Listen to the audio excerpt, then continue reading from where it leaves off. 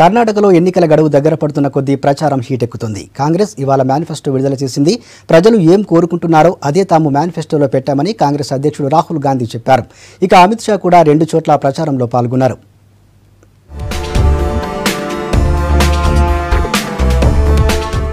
వచ్చే 5 ఏళ్లలో కర్ణాటకలో 1 కోటి ఉద్యోగాలు కల్పిస్తామన్నారు కాంగ్రెస్ అధ్యక్షుడు రాహుల్ గాంధీ. మంగళూరులో కాంగ్రెస్ ఎన్నికల మేనిఫెస్టోను రాహుల్ విడుదల చేశారు. నవ కర్ణాటక మేనిఫెస్టో పేరుతో దీనిని రూపొందించారు. తమ మేనిఫెస్టో ప్రజల మన్ కీ బాత్ అన్నారు రాహుల్. గత ఎన్నికల్లో ఇచ్చిన హామీలో 95% నెరవేర్చామని రాహుల్ చెప్పారు. ప్రధాని మోడీ తన మన్ కీ బాత్ ప్రజలు వినాలని కోరుకుంటారని, తాము ప్రజల మనసులోని మాటలనే మేనిఫెస్టోగా పెట్టామన్నారు.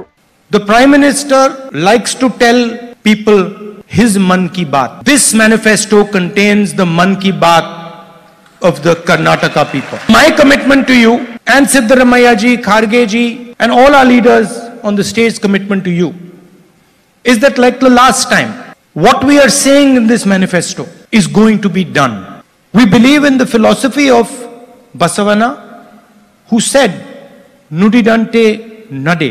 When you say something, it must have some weight.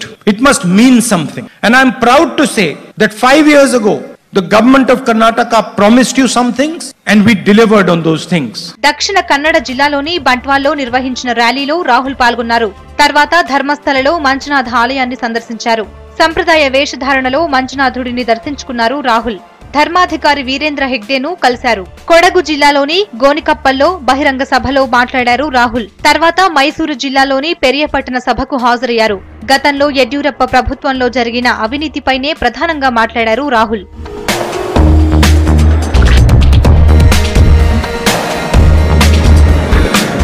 ఇక బీజేపీ అధ్యక్షుడు అమిత్ షా కూడా ఆలయాల చుట్టూ తిరిగారు. కొప్పాల్లో లింగాయత్ మఠాన్ని సందర్శించారు. తర్వాత కుక్కనూరు, గంగావతి సభల్లో పాల్గొన్నారు.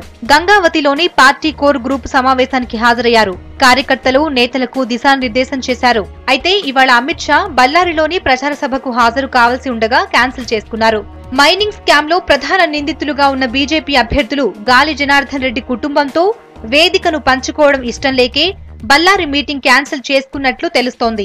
వచ్చే వారం జరగాల్సిన ప్రధాని సభ కూడా రద్దయ్యే అవకాశాలున్నాయి. నిన్న రాహుల్ గాంధీ ప్రయాణించిన విమానంలో ప్రమాదకర పరిస్థితులు ఏర్పడడంపై డీజీసీఏ దర్యాప్తు చేస్తోంది.